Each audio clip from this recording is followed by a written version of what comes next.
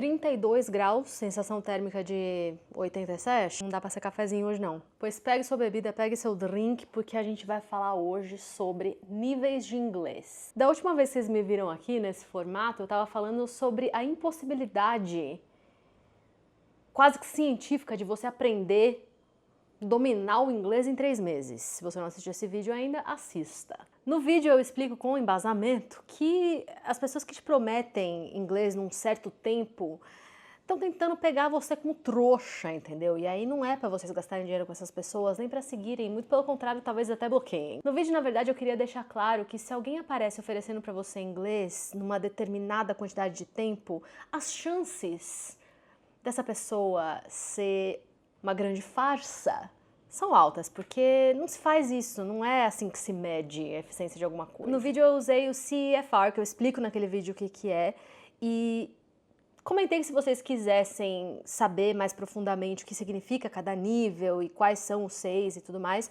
que eu poderia fazer um outro vídeo falando, e qual não foi minha surpresa ao descobrir que sim, vocês querem saber disso. Pois vou falar. É importante entender sobre níveis e o que eles realmente significam, porque talvez seu único contato com o nivelamento até hoje tenha sido numa escola de idioma um tempo atrás, ou num curso online que te dá um link lá pra você fazer um teste e tal. E, infelizmente, nós seres humanos tendemos a ficar presos nas coisas que a gente conhece. Isso é ruim, por 1000 motivos, inclusive porque a gente não evolui quando a gente tá desse jeito, mas daí a gente deixa pra Darwin. É limitante. Eu trabalhei como professora de inglês em escola de idioma há bastante tempo e vou dar o exemplo pra vocês no contexto de escola de idioma. Os testes que eles fazem de nivelamento em escola têm um propósito simples de avaliar a massa e ajustar as pessoas nas turmas e horários que eles têm disponíveis. É um teste de nivelamento que funciona para o contexto de uma escola, porque o que eles precisam entender ali não é o seu nível de proficiência exato, quão bem você consegue se comunicar e entender e tal. Não, eles querem saber em que turma você se encaixa. E para isso o teste de nivelamento da escola X funciona. Significa que se você caiu no nível avançado de uma determinada escola, você é de fato avançado no inglês? Não. E esse é só um dos problemas, porque aí você sai da escola se achando super avançado, vai pra entrevista de emprego e não consegue falar. Não é garantia de nada, basicamente é isso.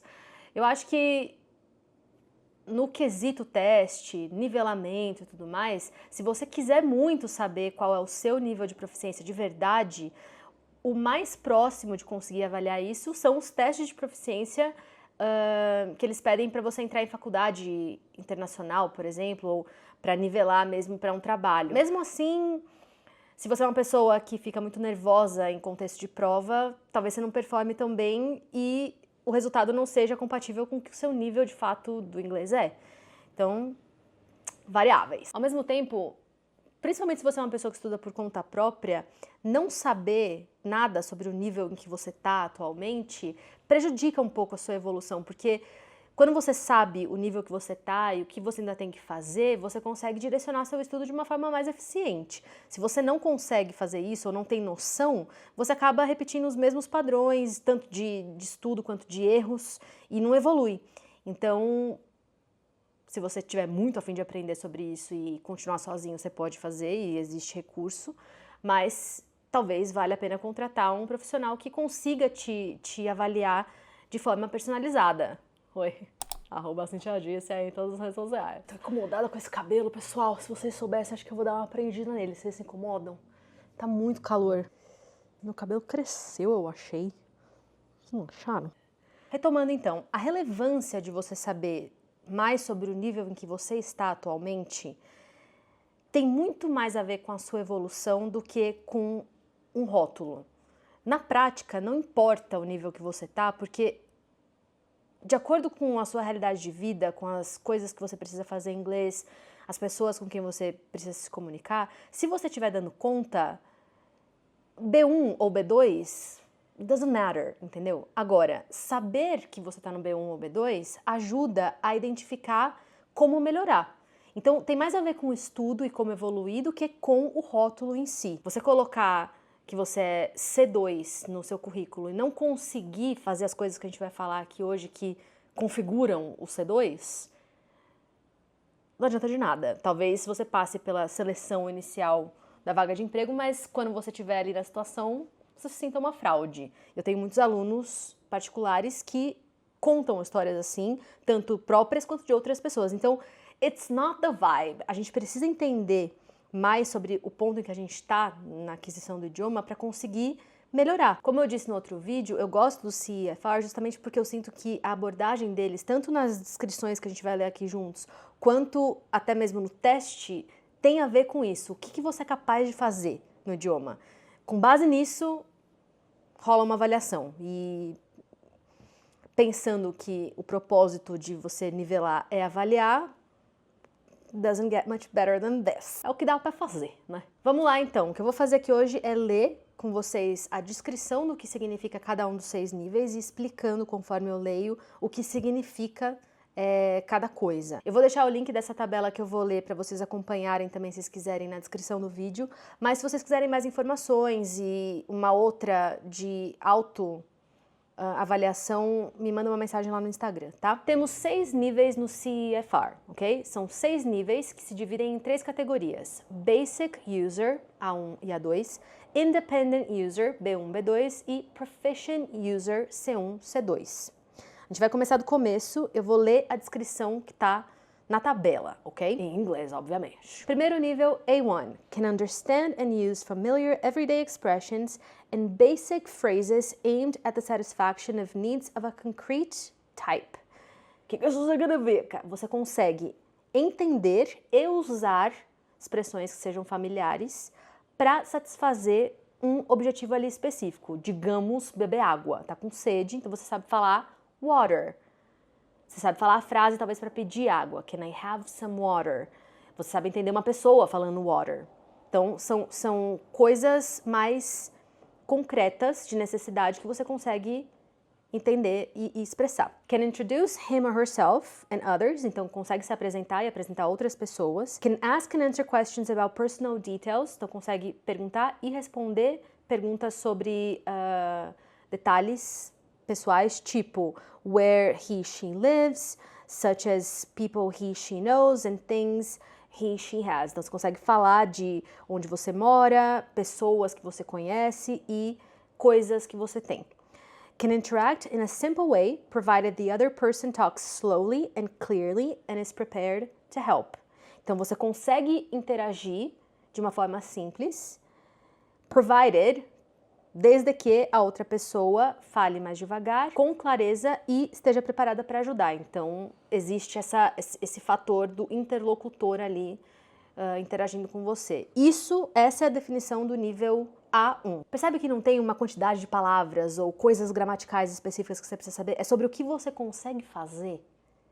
Tá dando aqui uma noção de assuntos e detalhes e tudo mais que, se você já percebe que você não domina, fica como um lugar para você buscar mais informação e estudar e aprender. Tá dentro do nível A1.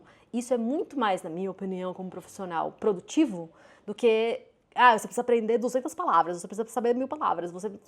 1000 palavras sobre o quê? Eu posso saber 1000 palavras sobre medicina e não conseguir comunicar mais nada. E aí? Nível A2. Can understand sentences and frequently used expressions related to areas of most immediate relevance. Very basic personal and family information, shopping, local geography, employment. Então, você consegue entender frases e expressões que são comuns, assim, em todas essas áreas. Informações pessoais e de família, de compra, geografia e emprego, tipo geografia no sentido, talvez, de dar informação de onde é o lugar e explicar onde você mora, coisas também sobre país e cidade e tal, porque quando está se apresentando, muitas vezes esse assunto aparece. Então, são assuntos mais básicos, mas, ao mesmo tempo, gerais, né? Então, você consegue entender essas frases e as expressões frequentes também que estão nessa categoria. Can communicate in simple and routine tasks requiring a simple and direct exchange of information on familiar and routine matters. Familiar and routine matters, você entende que são coisas de rotina, coisas familiares no sentido de conhecidas para você. Então você consegue se comunicar de uma forma simples nesses contextos. Can describe in simple terms aspects of his, her background, immediate environment and matters in areas of immediate need. Então você consegue descrever em termos simples coisas sobre o seu passado, sobre a sua vida, né, talvez infância, porque pensa em contextos de inglês ali básico, você pensar em você se descrever ou você falar sobre a sua experiência, no nível A2 você consegue fazer de forma simples.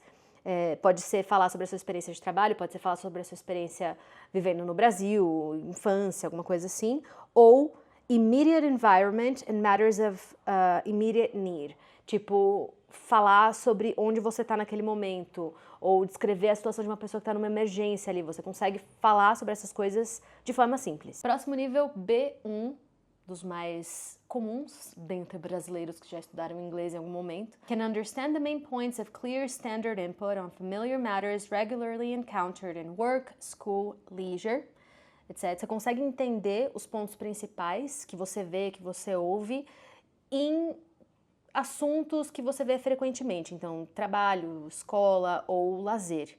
Depende do caso e da pessoa, né? O que for regularmente parte da sua rotina, você consegue entender de uma forma mais fácil. Can deal with most situations likely to arise whilst traveling in an area where the language is spoken. Então, você consegue lidar com as situações de viagem onde se fala inglês. Can produce simple connected text on topics which are familiar or of personal interest. Então, você consegue produzir texto também. Conectado é uma palavra-chave aqui, porque frases soltas é uma coisa, texto conectado, mesmo que simples, é outra coisa. Então, no nível B1 você consegue produzir textos simples, conectados, que têm a ver com assuntos que são comuns para você ou que te interessam, né? Que você estuda, talvez, sei lá, se é fã de basquete, você consegue escrever um texto simples conectado sobre basquete. In English. In English. Can describe experiences and events, dreams, hopes and ambitions, and briefly give reasons and explanations for opinions and plans. Também é uma coisa bem importante pensando em conversas, né? Você consegue descrever coisas que aconteceram no passado. Se você tem um objetivo profissional, por exemplo, é uma pergunta que você sabe que vai ter numa entrevista. Tipo, contar histórias e casos que você já tenha resolvido, experiências que você teve. Você consegue fazer isso no nível B1 de uma forma suficiente. And briefly give reasons and explanations for opinions and plans. Então não é só falar da opinião e do plano, é também explicar um pouco, dar motivo, dar razões. B1 for you. Nível B2. Can understand the main ideas of complex text on both concrete and abstract topics, including technical discussions in his/her field of specialization. Então no nível B2 você consegue entender as ideias principais de textos mais complexos, tanto de tópicos mais concretos quanto abstratos, e em conversas, discussões mais técnicas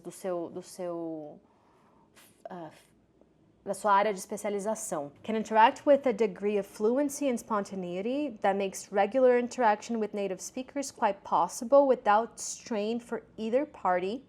Isso é interessante, porque é mais subjetivo, né? Você consegue interagir com um certo nível de fluência e espontaneidade de um jeito que faz com que a comunicação, a interação com os nativos seja possível sem sofrimento, nem por sua parte, nem por parte da pessoa que está ali interagindo com você. Em comparação, por exemplo, com um nível mais básico lá, você tem que estar interagindo com uma pessoa que esteja disposta a ajudar, entendeu? Can produce clear, detailed text on a wide range of subjects and explain a viewpoint on a topical issue, giving the advantages and disadvantages of various options. Então, você consegue produzir textos claros e detalhados sobre vários assuntos e explicar pontos de vista sobre coisas mais específicas, dando vantagens e desvantagens em várias opções e tal. Então, para mim, que sou professora, trabalho com isso, eu entendo e conecto essa capacidade com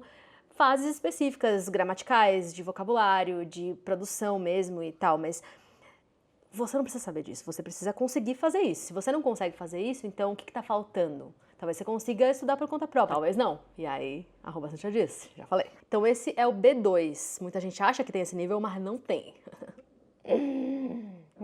Seria o último do intermediário. É um dos mais difíceis de sair, porque requer um refinamento de expressão e até mesmo de compreensão que você só vai conseguir exercitar se você for desafiada da forma certa. E por conta própria, às vezes você não consegue nem se corrigir também, nessa coisa de detailed text, por exemplo, enfim. Proficient users, temos o C1 e o C2. C1, can understand a wide range of demanding longer texts and recognize implicit meaning. Ai, que delícia isso! Você consegue entender uma variedade grande de textos longos e mais difíceis, mais demanding. E, não só isso, você consegue entender implicit meaning, significados implícitos. Não é mais sobre vocabulário, por exemplo. Talvez você encontre elementos que tenham a ver com vocabulário e tal, mas aqui é cultura. Implicit meaning pode ser uma piada, pode ser uma referência, pode ser uma brincadeira com palavras que não é óbvia, mas que quem entende, entende. Então, claramente você saiu de um lugar ali de conseguir fazer e performar coisas básicas e você entrou num outro nível. Can express him herself fluently and spontaneously without much obvious searching for expressions. Então, você não fica pensando nos termos, nas coisas que você vai falar. Sai fluente, sai espontâneo. Can use language flexibly and effectively for social, academic and professional purposes. Então, você tem basicamente todas as situações aqui conseguindo usar o idioma de uma forma flexível. Can produce clear, well-structured, detailed text on complex subjects, showing controlled use of organizational patterns, connectors and cohesive devices. Texto. Você consegue produzir textos detalhados, bem estruturados e claros em assuntos complexos, mas não só isso. Você consegue também mostrar um uso controlado, um uso intencional de padrões de organização, conectores e cohesive devices, coesão, coerência. Tem gente que não consegue fazer isso nem em português, né? E é fluente. Imagina em inglês, você consegue? C1. E por último, o Proficient User C2 can understand with ease virtually everything heard or read, consegue entender basicamente tudo que ouve e que lê, can summarize information from different spoken and written sources, reconstructing arguments and accounts in a coherent presentation. Você consegue resumir a informação que você pegou de diferentes fontes, tanto escritas quanto faladas, e reconstruir essas informações, esses argumentos e tal, de uma forma coerente. Isso é realmente uma habilidade avançada em qualquer idioma, né?